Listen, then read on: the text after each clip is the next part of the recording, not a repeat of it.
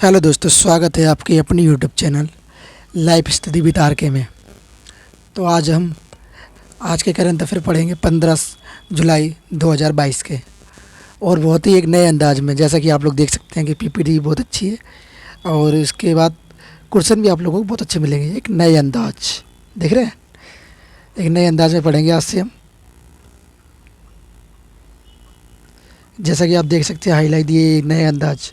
तो नए अंदाज का मतलब क्या है दिखाते हैं। नए अंदाज, चलिए शुरू करते हैं। और अगर आपने अभी तक चैनल को लाइक नहीं किया तो लाइक करें, चैनल को लाइक और सब्सक्राइब जरूर कर दें, तथा बेल आइकन को भी दबा दें, जिससे आपको हमारी आने वाली वीडियो का नोटिफिकेशन मिलता रहे। चलिए शुरू करते हैं। तो आज का पहला प्रश्न,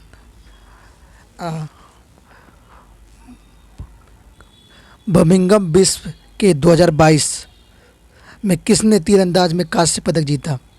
पहला प्रश्न, बर्मिंघम विश्व कप के 2022 में किसने तीरंदाज में कांस्य पदक जीता? तो ये इनका नाम है अभिषेक वर्मा और ज्योति सुरेखा। अभिषेक वर्मा और ज्योति सुरेखा ने। और इनके बारे में कुछ ज़रूर इन्फॉर्मेशन ये इन्फॉर्मेशन है जो आप लोग पढ़ सकते हैं। मैं इसको पीपीटी को टेलीग्राम लिंक पर भी सेंड कर दूंगा, टेलीग्राम ग्रुप में, वहाँ से आप लोग जाके देख सकते हैं।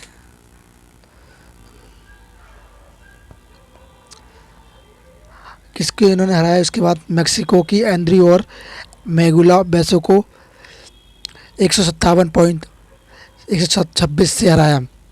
अभिषेक वर्मा और ज्योति सुरेख बेनाम ने पेरिस के तीरंदाज विश्व कप में स्वर्ण पदक जीता। चलिए आते हैं आज के अपने दूसरे प्रश्न पर, जो कि इस प्रकार है। प्री प्राइमरी स्तर पर एनईपी लागू करने वाला भारत का पहला राज्य कौन सा बन गया है? तो वो है उत्तराखंड।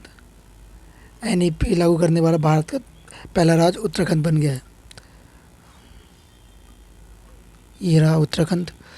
और इसके बारे में उत्तराखंड की थोड़ी इन्फॉर्मेशन, जैसे कि आप देख सकते हैं। इसकी राजधानी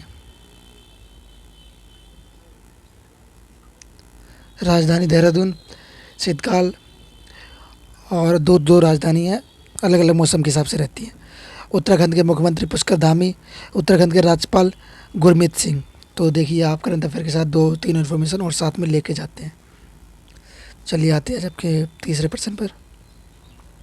ये रहा आज का अपना तीसरा प्रश्न। किस राज्य सरकार ने शुरू की ऑन बिड लर्न योजना? तो वो कौन सा राज्य है? जैसा कि आप देख रहे हैं स्क्रीन पर, वो है त्रिपुरा। त्रिपुरा जो वह राज्य जिसने ऑन बिड लोन योजना शुरू की है। इसमें क्या क्या है, ये इसके बारे में इन्फॉर्मेशन है। त्रिपुरा सरकार ने कोविड-19 के प्रकोप के बाद स्कूल से बाहर हो चुके लोगों को वापस लेने के लिए ऑन बिड लोन लेन नाम के एक नई योजना शुरू की है। यह योजना विद्यालय दो चलो अभियान, चलो स्कूल चलते हैं का एक हिस्सा है। सरकार ने विद्यालय चलो अभियान को लागू करके 2020 में छोड़ने को वापस लाने का प्रयास किया। इसकी इन्फॉर्मेशन जो है आप पढ़ सकते हैं इसके आगे। बाकी जैसे त्रिपुरा की राजधानी अगरताल, त्रिपुरा के मुख्यमंत्री, जैसे कि आप देख रहे हैं, त्रिपुरा की राजधानी अगरताल, त्रिपुरा के मुख्यमंत्री मणिक साहा, त्रिपुरा के राज्यपाल सत्यदेव नारायण आर्य, त्रिपुरा के जनजाति त्रिपुरी रियोंग और जोमिति। तो चलिए आते हैं आज के अपने चौथे प्रश्न पर। चौथा प्रश्न इस प्रकार है कि कौन बनी सबसे कम उम्र की एलॉग एस्ट्रोनॉट?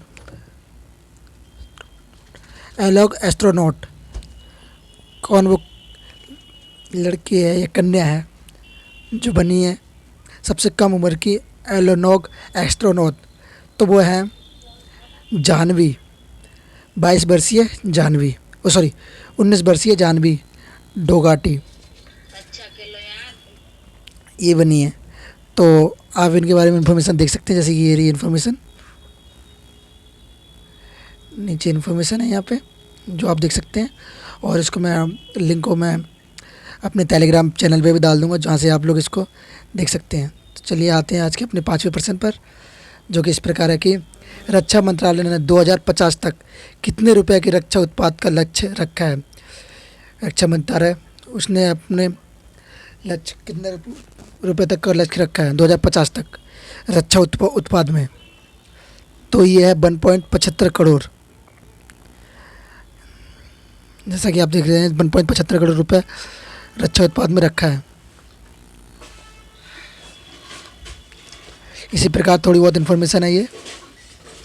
जैसे रक्षा मंत्री राजनाथ सिंह ने घोषणा की कि रक्षा मंत्रालय ने 2025 तक उत्पाद में 1.75 लाख करोड़ रुपए का लक्ष्य रखा है, जिससे निर्यात में 35 करोड़ रुपए शामिल हैं। तो ये इन्फॉर्मेशन आप लोग पढ़ लीजिए। और मैं चलिए आते हैं अपने आज के 6वें प्रश्न पर, जो कि इस प्रकार है कि 150 वनडे विकेट लेने वाला सबसे तेज भारतीय गेंदबाज कौन बन गया है। तो वो है 150 विकेट लेने वाले सबसे तेज गेंदबाज, जैसा कि आप लोग जानते हैं आज की स्क्रीन के ऊपर आ रहा है मोहम्मद शमी। तो ये बन गया है मोहम्मद शमी। मोहम्मद शमी 80 मैच,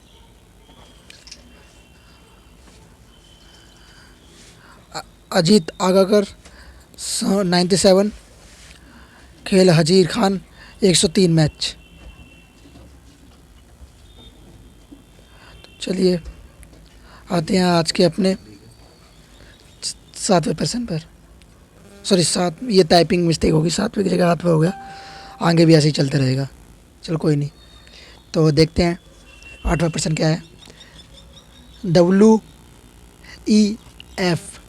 की जेंडर गैप रिपोर्ट 2022 भारत का वैश्विक स्तर कौन सा रहा। WEF की जेंडर गैप रिपोर्ट में भारत का स्थान कौन सा रहा। विश्व आर्थिक मंच, WEF की फुल फॉर्म विश्व आर्थिक मंच, वर्ल्ड एनवायरमेंटल फोरम। तो आपने भारत का स्टार रहा, जैसा कि आप लोग देख रहे हैं 135वां स्टार रहा।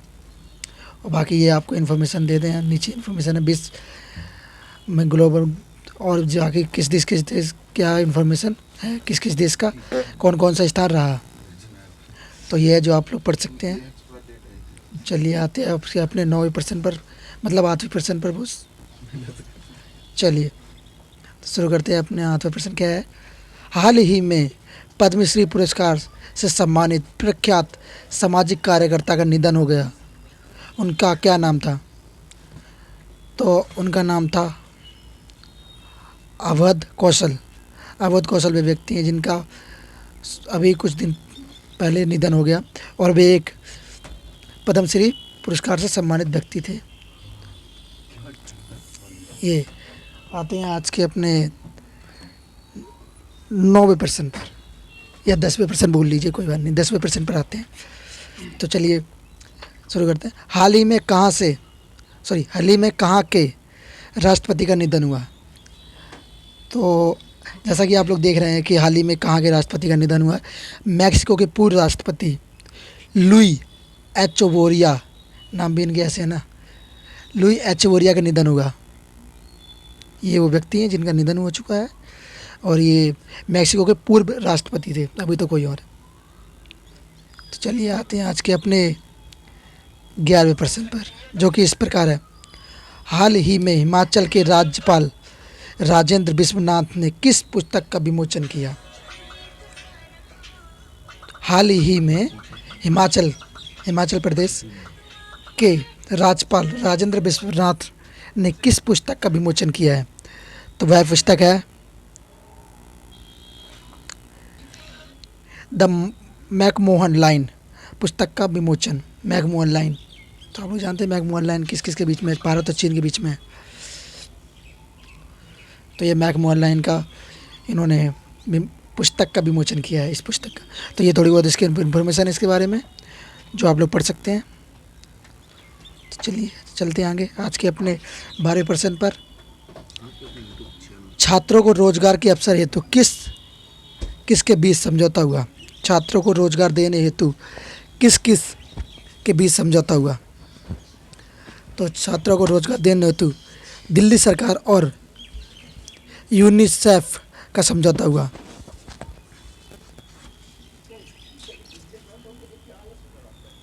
छात्रों को रोजगार देने हेतु, तो आप लोग देख सकते हैं ये किस किस के बीच समझौता हुआ? दिल्ली सरकार और यूएनएसएफ के, यूनाइटेड नेशन चिल्ड्रन फंड इसका पूरा नाम है, इसके बीच में हुआ।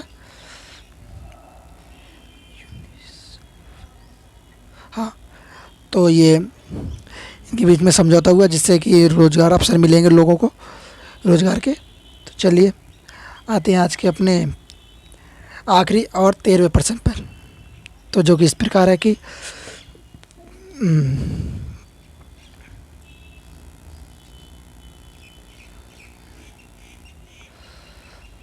भारत ने एशिया अंडर 20 कुश्ती चैंपियनशिप में कहाँ 22 पदक जीते? तो भारत ने एशिया अंडर 20 कुश्ती चैंपियनशिप में कहाँ 22 पदक जीते? तो आप लोग जैसे देख रहे हैं स्क्रीन के ऊपर कि ये कहाँ जीते हैं। ये जीते हैं मनामा बहरीन में 22 पदक जीते। समझ रहे हो, 22 पदक, बढ़िया है। देखो अपना देश ग्रो कर रहा है, अच्छी बात है। 22 पदक जीत रहे हैं, बढ़िया है। आप भी कुछ करो। चलिए देखते हैं, ये थोड़ी इसके बारे में इन्फॉर्मेशन है, कौन कौन से पदक कितने कितने जीते हैं। तो 22 पदक में देखिए 4 स्वर्ण पदक है, 4 स्वर्ण पदक है, 9 रजत पदक है और 9 कांस्य है। तो ये टोटल हो गए 22 पदक जीते हैं। इसमें क्या क्या है?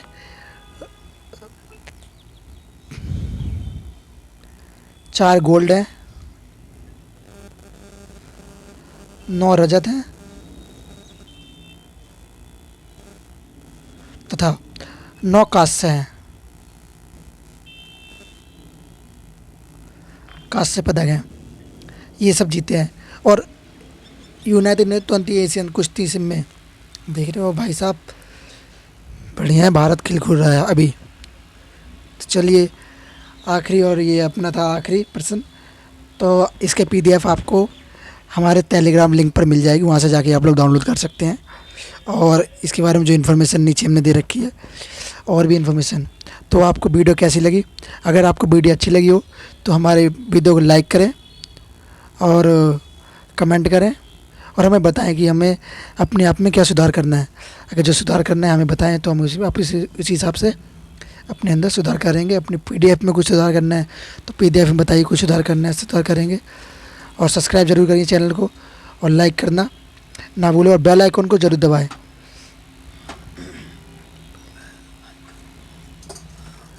जिससे हमारी नई नोटिफिकेशन मिलते रहे। ओके, धन्यवाद। जय हिंद, जय भारत।